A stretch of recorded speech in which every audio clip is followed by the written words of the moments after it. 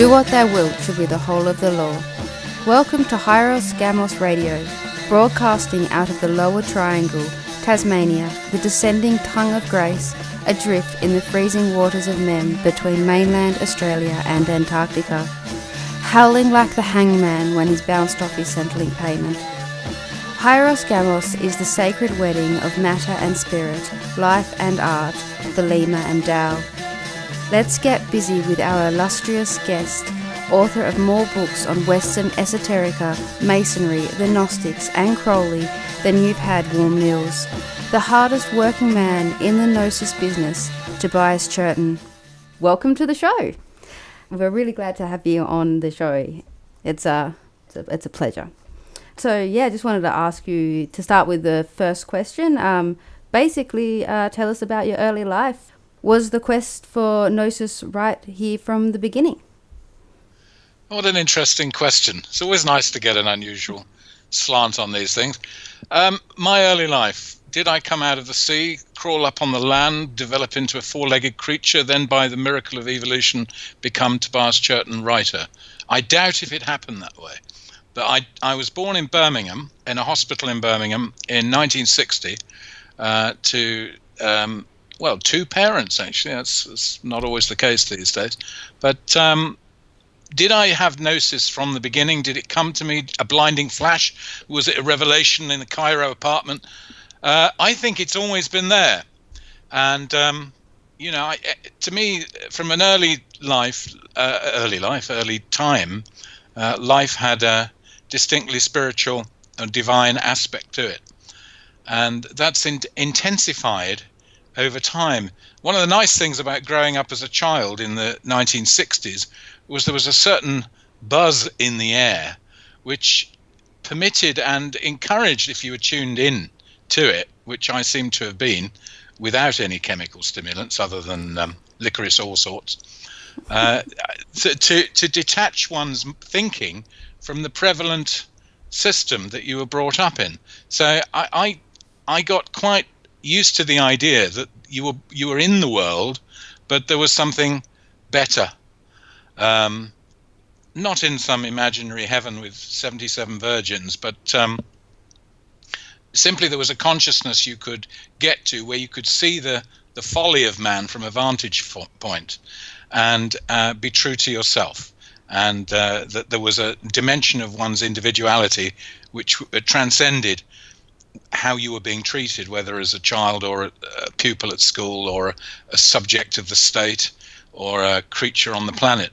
So the idea of liberation and freedom was was watered, shall we say, in that happy time. And I was happy to say that I was in Australia for 2 years, my childhood, between 6 and 8, and there was a delightfully fresh atmosphere in the country at that period, rather brief period, but it wasn't psychedelic. That came later, actually. That was more early 70s, but there was a hunger for life, and I really think that gnosis should express precisely that, a hunger for life, for more life and its meaning.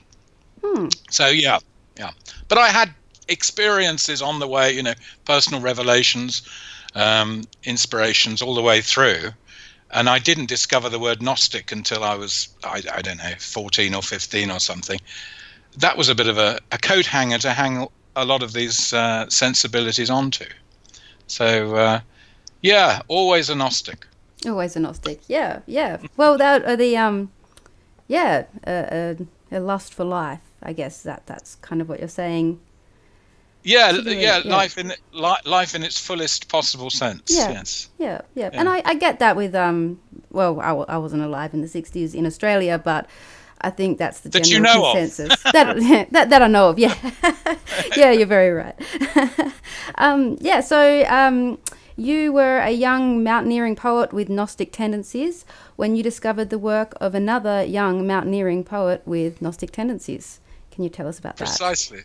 Absolutely spot on there. Well put. I had not heard of Aleister Crowley until my first term at Oxford. In tune with this whole getting further and higher business, I determined that I would have to go to this temple of learning, Oxford, and I arrived there after mountaineering in the Alps in the summer of 1978, and one of the first things I did was to attend the Oxford Mountaineering Society.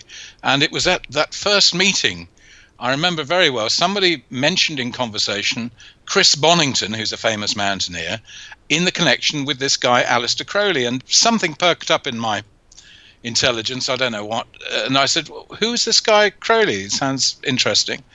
And he said, oh, he was an amazing pioneer mountaineer, but he was also sort of mystic and a magician. Well, that lit up my candle.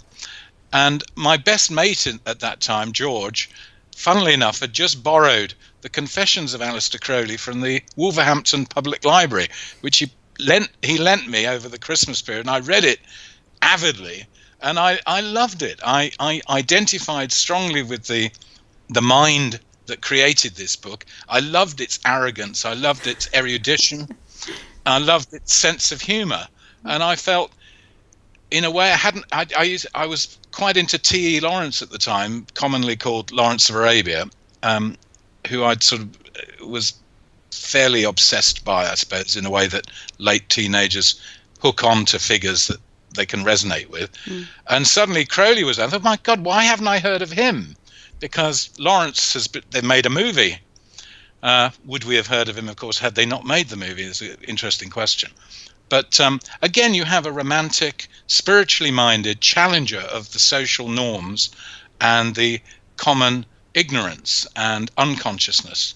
But he's doing it with such flair, Aleister Crowley, that you are impressed. And of course, very quickly you find that this figure has been vilified, painted black, and generally trampled on by the culture, to the extent that it is almost impossible now for him to have a fair hearing, except among the few people who have woken up to it already. And that challenged my sense of justice, I suppose, and I was determined to assert, in the face of academe, that this man was seriously worth considering.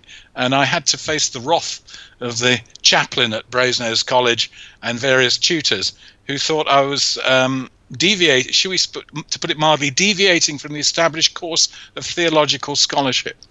But I'm glad I did. Yeah, well, I mean, it set you off on a course, hey. Brilliant. Yeah, so then you ended up in television. So The Lives of a Poet is a murky one, and yours was no exception. So can you tell us about your work in television and particularly the Gnostics, the television show? Right, yeah. Yep. Yeah, should the devil have all the best tunes? You know, my feeling is that 99% of television, sometimes 100%, is pure crap. That is, bad for the mind, bad for the thoughts, and so on and so forth. It's such a wonderful invention. It could have been used to enlighten the world in so many different ways. As it is, it's on balance, I think it would probably be better if it didn't exist at all. However, so long as it does, and it must, and all of that, and I understand that, I thought I should make my contribution and see if we could at least get a little crack in this wall of noise with a bit of enlightenment in it. So I developed a scheme as I graduated called Towards a Religious Television. And the argument was that there had been no religious television, only programs about religion. And what I meant was a form of television which was itself visionary, and that the experience of watching it could transform the spirit or awaken the mind. And luckily at this point, I happened to emerge at the time when Channel 4 in England started, which is the first time we had more than 3 channels, and the channel hadn't actually opened up. And I was lucky to meet somebody at one company, and they said, "Oh, I know this fellow at Channel 4. You must see him. He's interested in the Gnostics." Because Elaine Pagels had written a book called The Gnostic Gospels, and there was a sort of journalistic interest in the idea of lost gospels. I mean, there always is, actually. And I met him, and I said, I don't just want to do the Gnostics, the Christian Gnostics of the first 3 centuries. I'd like to take the whole story through, because there's been this book called The Holy Blood, Holy Grail out, which has set up a spurious genealogy of Gnostic influence through Europe. And I said I'd like to put that straight and say what it was really all about. And that was in April 82, I think, April 82, and it took till late 85 before we had the money to do the series. And that time I was working as a researcher and writer on for various companies, for Channel 4 and the BBC. I did a film about John Lennon, which I tried to make as mystically visionary as possible, with Bernard Hill playing the part. They got the idea that John Lennon was a happy-go-lucky Beatle chewing gum and saying outrageous things for no great reason, whereas it seemed to me that he was a bit of a Gnostic himself. And then, of course, after he died, it came out in his book that he used the word Gnostic specifically of his own deeper intentions. So that was a lucky hit.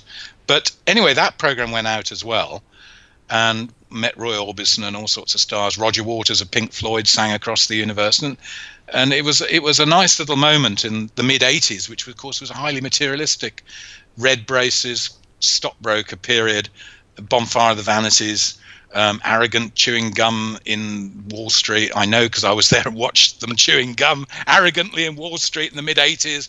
Reaganomics, everything seemed Material Girl, Madonna, all of that had come in. So to shove a spiritual rocket up the backside of the culture of the time was really worth doing. And when we finally got it done, and it took about 2 years to make, and I wrote the book in England got to number 2 in the country, which wasn't bad for a first book. And that's really good for a first book. Number 2, that's actually quite amazing for a first book. Well done. Thank you very much. But as Orson Welles memorably said, I started at the top and I've been working my way down ever since. So this is the pitfall of youthful fame. It's hard to live up to. Also, by announcing my wares above the parapet of the culture, of course, it then became a target. People knew, he's one of them. So we don't want any more of that, do we? Yeah. Bearing so I was confronting the materialism of the moment, and I then made a film which I directed, presented, wrote, and that went out on Channel 4, and that really did it because I took on the Church of England in that film. It's called No Man Has Seen God, and I think after it they decided that no man should see Tobias Churton. God or not. Amusing in retrospect, rather painful at the time. Yeah. But I got to meet an incredible Rosicrucian millionaire from Holland, who became my patron, and I went off on a completely different course then. And I went over to live in Amsterdam to work for the Bibliotheca Philosophica Hermetica, or Hermetic Philosophy Library, which has now been just re-established this last month in Amsterdam under the name, in Comenius's old house, and it's now called the Embassy of the Freedom of the Mind, which sounds great to me. Embassy. I'm an ambassador of the freedom of the mind, I'd like to think, or in Bacon's terms, a merchant of light. And as such, I come to you in sunny Tasmania, among the gum trees, to announce Aleister Crowley in America. Not in Tasmania, but we can get him in Tasmania too, via you, I think. By association. All right, well, next question. Hey? Osmosis. Yeah. Where are we? Osmosis. Yeah. That's a great way you could call your show Osmosis, couldn't you? Osmosis, yeah. Well, or if you think of that already. No, we don't have that already. Maybe we'll. It's a process by which light reaches living organisms, isn't it? Osmosis. Mm-hmm. So, osmosis, Gnostic by association. You're bringing light and so forth. Yeah, osmosis. I like it. Yeah, possibly. Osnostics. The Osnostics. Yes, that's what we are. Hey, the Osnostics, possibly. Yeah. All right, so let's jump forward to the Gnostic mysteries of sex. What do you want to know about sex that you don't know already? Well, could be a question somebody might ask. And I've always been fascinated by the accusations made against the original Gnostic movement in the 2nd and 3rd century, which tended to be inchoate and diverse, but boiled down to the fact that somehow they were having orgies, and this is why they were heretical, because they were demeaning the true faith. And no one had ever done a book, as I was aware, that specifically analysed objectively, as opposed to as a sort of theological accusation, exactly what role sex played in the early Gnostic doctrines. So I set that as my task, along with trying to find out who Barbelo was. I don't know if you've heard of Barbelo. No. You will probably, if you're into esoterica, have heard of Babylon. Okay, yep. Babylon, spelt Babalon. Well, Babylon is really a variant of the Gnostic goddess or archangel Barbelo, but her identity has been very much obscured. And who was she? And what does she represent? So the book was also an investigation of Barbelo and what were called the Barbelo Gnostics. And of course, Barbelo transpires to be the divine Sophia, the divine wisdom, as a feminine goddess. She's a kind of female Shiva who's so full of Gnostics, logos spermatikos, a spermatic word, so full of the seed of the father that she's almost unbalanced and has to be sort of put on the right path. This is the mythology of it. So it's a great story. In fact, that's how the seeds of the divine gnosis enter the world. She's got so many, and she's so passionate that she sort of drops them, as it were, and they fall into the darker world ruled by the demiurge, the false god, the dark god, the god who is ignorant of anything higher than himself, which the Gnostics had identified with some aspects of the Old Testament God. Not all, I think. But there you've got the basic Gnostic mythology. We're in a dark world ruled by the universe is a kind of ego. The demiurge, the false god of the universe, is like the ego of the universe. He doesn't know anything beyond himself. He's like those bosses you may have had, if you've ever had the misfortune to work for one, who simply can't see anything outside his own spectrum of vision, and therefore is terribly oppressive, overbearing, like Donald Trump, really. Just somebody who's a pain in the ass to be around because it's all about them. And the demiurge is a kind of a puppet in that sense, and the only enlightenment that matters is the one that they have themselves. So you have these he's a monster figure, but he also represents what's wrong with us when we identify ourselves with the ordinary ego. Then we become servants of the world. So in all that, you can see suddenly all kinds of aspects of the New Testament story, which you may have learned at school or whatever, suddenly become alive in a different way when Jesus says, ye are not of this world, and things like that in John's Gospel. And it chimes in with a lot of Vedanta philosophy in India as well, but it's much more personalized. Anyway, so the sex thing was really, sex is a result of the failure of the original creation, of the losing of the spermatic word in the world, because it sows a division, and that division is manifested in the sexes. But the theory is that the way back to the primal unity with the pleroma, or fullness of God, or the divine one, or the holy guardian angel, whatever, however you want to express these ideas of a primal spiritual fullness from which all things ultimately derive, sex becomes a sacrament whereby the two become one again.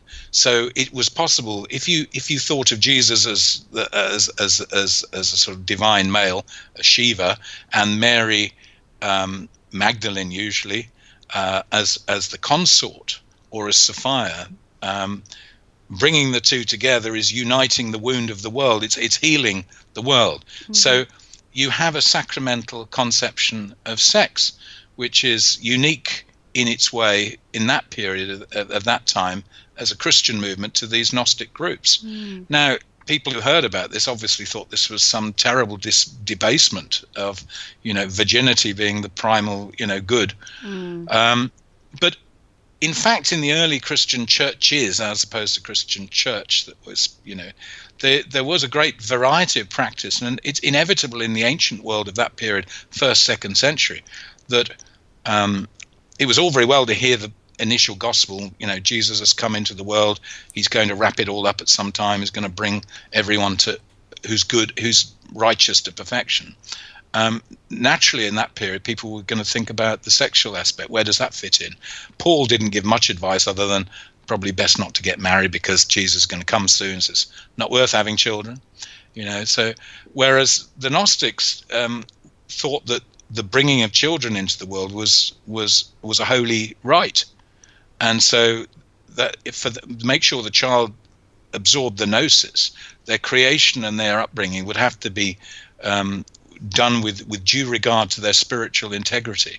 So far from the idea of it being an orgiastic sort of satanic rave up cult of free orgies, the Gnostic, certainly the Valentinian schools of Gnosticism, were embracing, as I say, a sacramental and they would say holy conception of sex. However, like all things can be perverted, and I dare say there were other groups who thought, well, I like that idea, but you can shove the rest. Who knows? But anyway, the church leaders of the period tended to diss the whole lot together. Yeah. It was all suspect. I mean, even now, I heard the Archbishop of Canterbury, the last one, Rowan Williams, who retired early because he couldn't deal with the job, recently say that when the Gospel of Judas was first published, he said, we have nothing to do with these exotic forms of religion. Exotic, and that covered it. If you say it's exotic, well, it's not serious. It's not serious. To which I would say, well, it's not serious, is it? So, okay, 2,000 years after this exoticism started, it still exists. Does that make it serious or not serious, or worth looking at or not worth looking at? Anyway, whether you find it worth looking at, the book is there, which I thought was the first straightforward analysis. But I also bring it up to date, and I talk about the sexual typology of the Rosicrucian period that is in poems like Marvel's To a Coy Mistress. And I talk about the troubadours as well, and how that tradition was understood in the French occult revival in the 1890s by men like Pellinar, which then became the next book, Occult Paris. Took that. Does that give any sparks of illumination? Yeah, no, it's fascinating. I was actually going to ask, in popular culture today, how would these notions, these ideas that you were just talking about, how would that play into popular culture? Do you think there's any remnants there, or? You will have to tell me. Okay. I don't know. Since popular culture today tends to mean youth culture, people haven't quite found their place in life yet. If that is what you mean by popular culture, as opposed to all the culture that's knocking around, because I'm not sure there is a popular culture. There's sort of TV culture, and then you get subcultures, don't you? True. I was thinking more internet culture. That that kind of television culture. I'm with it. Yeah. I would say this. Are there any romantics left? I would say, from my experience, talking to my daughter who's 17, that there are romantics left. Yeah. There are people for whom they would like their relationships to have a real meaning, and that especially their romantic and personal love interest to have more substance than a sort of a pornographic, physical, psychophysical, psychological type dimension. In other words, I think there are people who want a spiritual dimension, but often, especially if they join some cult or certain religions, which shall remain nameless to protect the innocent, they're given the idea that holiness is exclusive to sexuality. Some people may think that there's no connection between God, religion, and sexual desire, for example. So sexual desire and beauty should not be celebrated. We should be purified from all that and become a disembodied balloon knocking around in an airy universe, which isn't real at all. And then there are other people who say, well, none of that really exists, so let's just get down and dirty. Fair enough. I would say that the Gnostics have a lot to tell us, that including the prevailing culture, whether it be internet, social, whatever, that, hey, boys and girls, there is actually a better way if you choose to embark upon that trajectory. It's up to you. You've got the choice. Here's an extra way of looking at it. Here's an enlightening way, which you may find, as people I know are finding, is a real enlightener. I know my daughter is, not very interested in reading because she's always looking at her iPhone, and she's probably lost the habit, and I hope she gets it later, of reading, because I think without reading you are stunted in life. But I told her I was writing a book about the 60s, which I finished now. It'll be out next year, called The Spiritual Meaning of the 1960s. She said, that's one book I want to read. And she wants to know what it was going on, because of course she was born in 2000. Why is the 60s still celebrated? Why is it all, is it just about the Beatles, Rolling Stones, Bob Dylan, dope? How does it all work? Why is it still remembered? Why does it resonate so powerfully? She's got kind of 60s envy. Would like to have been there. Better films, better music. Although, that's my view coming in there. My friend Mark, who lives in Perth, tells me that the young people that he knows in Australia think that if a thing isn't new, it's old-fashioned and therefore worthless, and only what is new matters. Now, if that's true, there's no hope for Gnostic sects or any enlightened tradition, because if you really think that what is the latest trend, unless, of course, the latest trend turns out to be antiquarian sexual philosophy, well, it couldn't it? Well, it could be. It could be the new thing, but it would be a shame if something so wonderful just simply was fashionable, because fashions come and go. Yeah, people dally, but they don't work at it. I think with the Gnostic path, you've got to work at it, and it's worth a life. It's worth a lifetime's. I remember reading that when I was 20 in a book about Kabbalah, the Jewish mystical tradition. It said, Kabbalah is exceptionally profound and worth a lifetime study. And I was thinking when I was 20, a lifetime study? Would you spend your life with it? It seemed an extraordinary statement to me. I thought, how could anybody commit? But now I get it. I understand what the guy was trying to say was if you develop seriously these interests in yourself at your own pace, it's all profit. There's no loss. Right through. I'm 57 and feel 16. Yeah, that's why. Yeah. It's just the image in the mirror may change, but I feel probably less inhibited than many a rampant youth. So I can only put the wares before you. Whether you enjoy them is up to you, isn't it? Yeah, of course. Well, let's move on to the Tobias Churton Crowley collection is fast growing into a 15-volume set. Why do you keep being drawn back to this man? Well, I'm not drawing away from him, I suppose. I think what's going on here is this. This is this is only a small part of it, but I'll start with this. My book, my original biography of Crowley, which was meant to be the last word in Crowley biographies, that's how it was. It had been a long time coming. I'd started seriously looking at the Crowley's own writings, physical remains of his writings back in about 1991.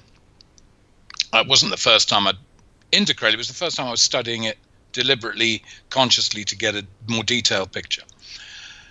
And it wasn't until 2007 that I got an offer from a publisher to do the book, which he'd wanted me to do a book against Dawkins, the selfish gene guy, famous now biologist who thinks it's all genetic, there's no spiritual.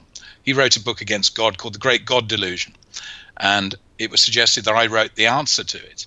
And I rather wish I had now. But anyway, I said, rather than just react to him, why not present a figure who is so obviously dealing with major spiritual forces that unless you're completely stupid, you cannot deny that there's a serious dimension of this spiritual question that people like Dawkins simply aren't getting anywhere near. I said, why not have a positive? Anyway, so I got the commission to do it. In the end, the publisher was frightened of what I'd created for various reasons, and they say, "Oh, we didn't want all this information. We didn't want all this. We just wanted something to answer a public need. So I refused to go any further down that path, and I got the interest of another publisher, but then the whole thing got delayed. Then Richard Kaczynski's book came out, Perdurabo, which was very long and very detailed, and mine finally came out about a year after that, or 2 years, I think about a year after.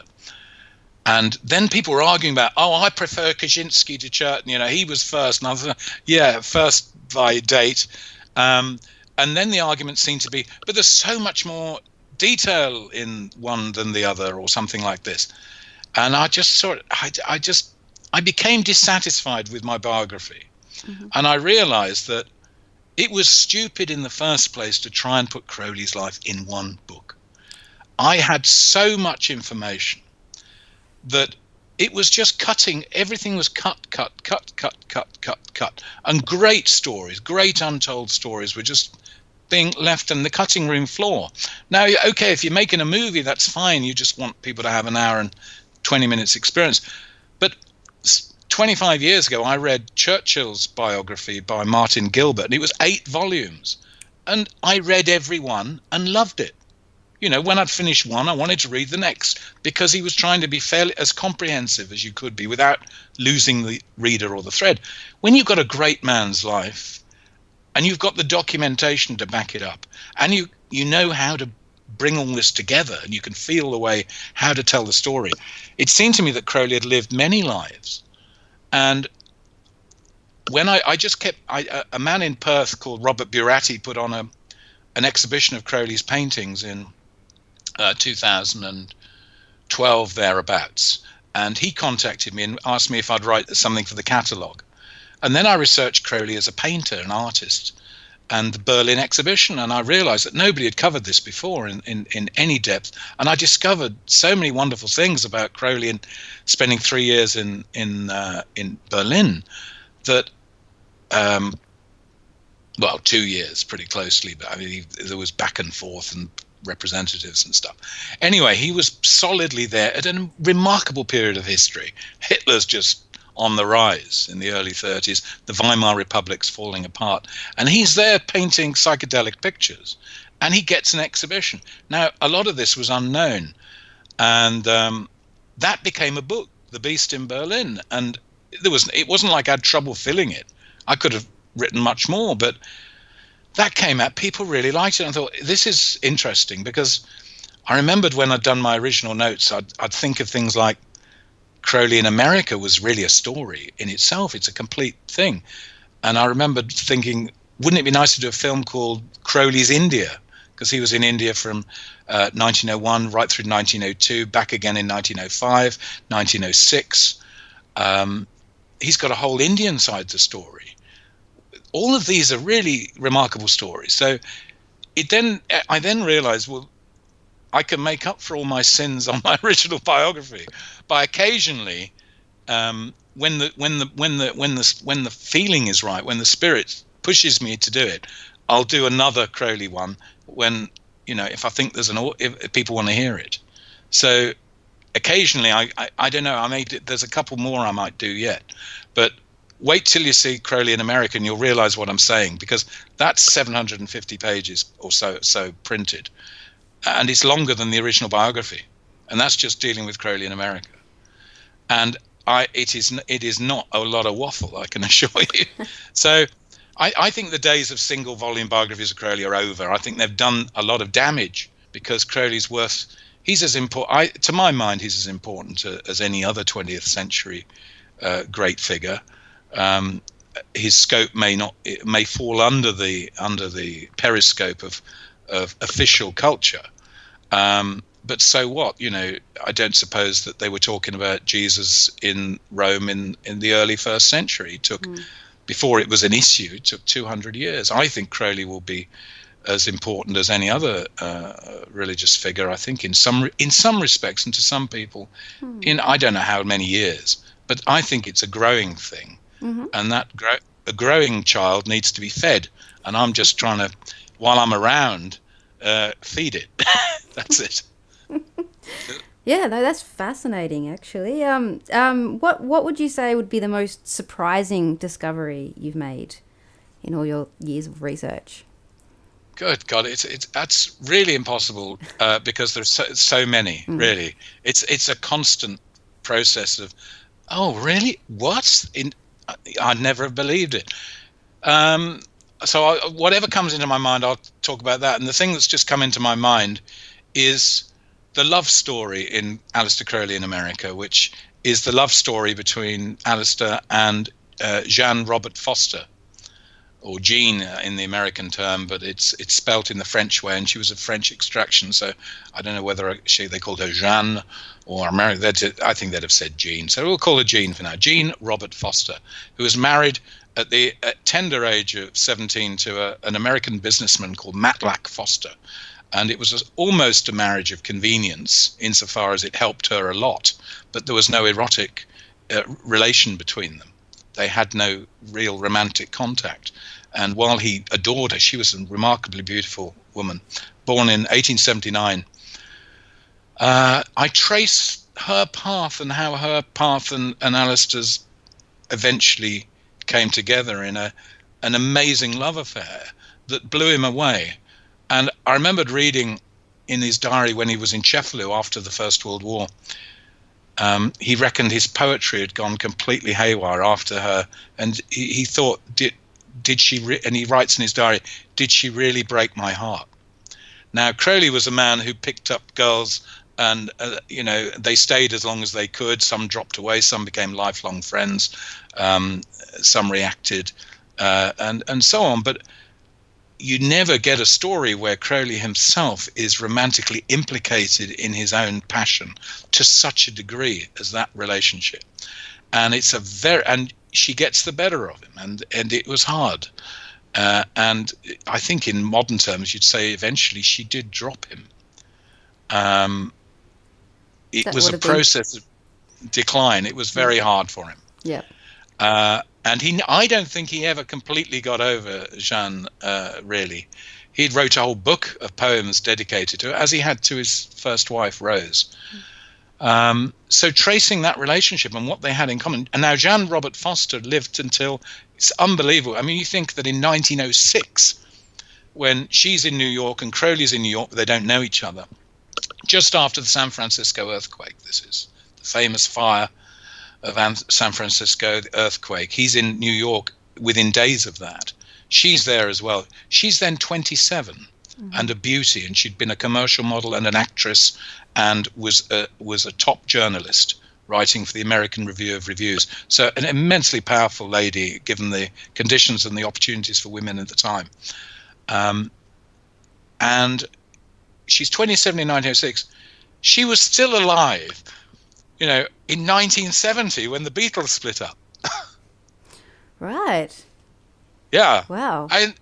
She's a most amazing woman. Yeah. Everything I read about her struck me as what a remarkable woman. And of course, with the benefit of this massive hindsight we've got, you can understand why he zoned in on Jeanne, and he could never really deal with his feelings about her. I mean, they were super intense. And she was a theosophist, and she believed very strongly in the spiritual, and she'd gained a great deal from Vivekananda, the Vedantist Indian guru. And as people still do today, Vivekananda is still a very popular purveyor of Hindu wisdom. And but it made a big impression on her, and she was looking for a guru, but she wanted to know about magic. I think the problem was she was also well in with John Butler Yeats, the father of the poet W.B. Yeats. And W.B. Yeats hated Crowley, really hated him, and tried to undermine him in New York, where his father was living in World War I when Crowley was there. And I think the relationship was undermined behind Crowley's back by the Yeatses, because she was also very, very fond, and eventually became the lover and confidant of John Quinn, who was one of the most powerful art patrons and corporate lawyers in New York at that time. An amazing character, John Quinn. And Crowley had relations with him, selling him books even before the war. And Quinn was also working for British Secret Service, very much in favour of the Allied war effort against the Kaiser Bill, which Crowley got involved in as well. And the Yeatses put pressure on Quinn, or tried to pressure Quinn into dissociating with Crowley, which they didn't succeed in, very interestingly. And there's a whole subterfuge of espionage going on here as well in the story. So that in this particular book, that's the thing that stands out. Tracing that relationship stands out for me, as because if you read the books, she's just written off as one of Crowley's Scarlet Women, and there's no real understanding that this was a powerful love affair. I mean, it was highly physical, highly romantic, highly poetic, super intense, and eventually almost violent. And so it was a real beaut to get to read, and also to get to see Quinn's correspondence in the New York Public Library to Crowley, all unpublished letters. Written by Quinn to Crowley during that period. His American period suddenly comes alive, like raising the Titanic, if you could ever have done that, which of course you couldn't, but I've raised the period up to the light, and you're in there with him almost day to day, going through the streets of New York, and it's a totally fabulous story. And he's pursuing his magic at the same time. He's becoming a magus slowly. He's having... One chapter is called, Aleister Crowley's Psychedelic Summer, because that's exactly what it is. And you trying to place the fact that at precisely the time he's taking mescaline in New Hampshire at this cottage by Lake Pascony, or Lake Newfound as it's now called, which we've traced also. That's another discovery that's in the book. Just as I was writing it, a guy in New Hampshire found the original Crowley cottage. It's still there, where he had these amazing visions and wrote his gospel according to St. Bernard Shaw and the rules of the OTO and all sorts of amazing stuff. And he's staying there doing a bit of fishing, a bit of canoeing, and trying out the elixir of life, which he'd developed, which is also a great story. Suddenly he got superhuman strength and going around, he said, like a Viking. Amazing story. Never die. Well, they said that about Crowley. He used to say that, never dull where Crowley is. No. And that's the beauty of the books for me, is that it's never dull for me. If I'd have gone on to be an ordinary Anglican theologian, I think I'd have died of boredom eventually. Just simply not enough colour in the story once you've stated what it is and you've done the history and all the rest of it. Crowley offers you, a religious life, a spiritual life in super high definition Technicolor, and doesn't miss a trick. If you want adventure, you've got it. If you want subterfuge and espionage, you've got it. If you want high romance, you've got it. If you want whatever it is, it plays a part in the story. So it was a great effort to do it, but truly rewarding. And at the moment, I think it's my favorite book, but that's probably because I'm talking to you, and it's definitely, I'm not ashamed of it. I saw a few of my books, I think, well, I could have done better or something, but I think it's got legs. As we say in it. It should be a 15 book set, I think. There's a lot there. It's amazing. And a lot more to do, yeah, a lot more. Yeah. Still to go into it properly and give it credit. And I believe there's some interest in a movie at the moment, a TV series based on this sort of thing. We'll have to see how that goes. I'll keep you posted if anything exciting develops out of that. Yes, definitely. But, well, no one's ever done Crowley in a film or documentary and ever given him his proper scope. It's all been caricatures by ignorant people. John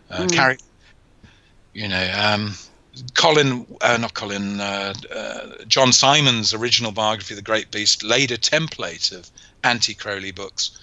And he's just become, if you want to attack spiritual culture which is not related to churches, Christian churches, you hit on Crowley as the obvious. There you are. There's the evidence. This is what you're going to end up with, this sort of monstrosity.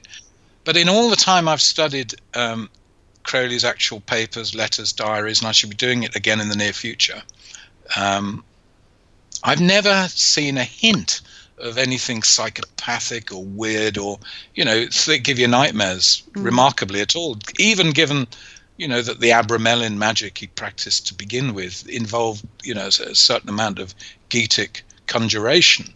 And he had to live with some nightmarish inner figures coming alive in his consciousness. Despite all that, the feeling you get with Crowley is always of a healthy feeling, an honest feeling, a good and spiritual one. His perspective is just so unique. I don't think that the average, and especially predisposed to dislike him, minds will ever get it. But there's nothing we can do about that. There's always sheep and goats, aren't there? Of course. Yeah, well, thank you so much. That's, absolutely fascinating. I think we're pretty much got time for one more question. Yep. So our last question, you're a musician yourself and a poet.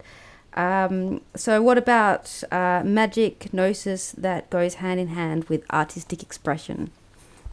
Yeah, well, I mean, to me, it is the art and science of magic. So when an artist, a painter, poet, musician, composer, filmmaker is not in touch with the magical, I'm not interested in what they're doing, because it is precisely that which will open up the worlds which it is the artist's job to do. That an artist is somebody who can open up worlds for people, to help them, give them a way in. So much modern art closes the door on people and treats them with a kind of contempt. And the subjectivism of modern art is devastating at times. This is my vision, and I just think I couldn't give a monkey's if it's only your vision. But are you seeing something that you want to show people? And if you do, how are you going to let them in? Are you there to confuse, to enlighten, or what? If there's no magical and spiritual meaning, then to me it fails the great test. And I stand up against the whole establishment of modern art when I'm happy to say these things. You will find that all the great art, Renaissance or whatever, was always inspired by dealing with spiritual issues, and magic is simply the way of practicing that. It's practicing your spiritual engagement with the universe. So naturally, good artists, in my experience, are attracted to these things. They very often get put off because they read something that makes them feel a bit embarrassed if they reveal that. But time and time again, you find the great artists, Malevich, right through Salvador Dali, Leonardo da Vinci. They're listening to the spiritual call, and because that's where it comes from. William Blake said, "Poetry, painting, and music, the three powers in man for conversing with paradise, which the flood did not sweep away." And by the flood, he meant the flood of time and space. And art should go beyond time and space for its source material, which is why the artistic quest is infinite. We haven't come to the end of art. I don't believe in postmodernism. Modernism is not modern anymore. It was modern. It's not now. There's no postmodernism. There will just be art, and it will go on forever. And when we stop worrying about art historians' classification of history, impressionist, expressionist, abstract expressionist, surrealist, etc., and finally we come to people putting their toy collection in a display or stuffing sharks, and that's sort of like the end, isn't it? It's not. It's just yet another deviant, boring pattern. Get back to art. Stick with it. Be a magician. Oh, that's probably one of the most beautiful answers I've heard all year, actually, to do with art. That's absolutely wonderful. Well, thank you so much for that. That was really great talking to you. My pleasure. Thank you. We hope you've enjoyed the show. None of the opinions expressed by hosts or guests reflect the policies of OTO Australia, its members or officers. Until next time we transmute and transmit, this is your host, Sora Mer. Love is the law, love under will.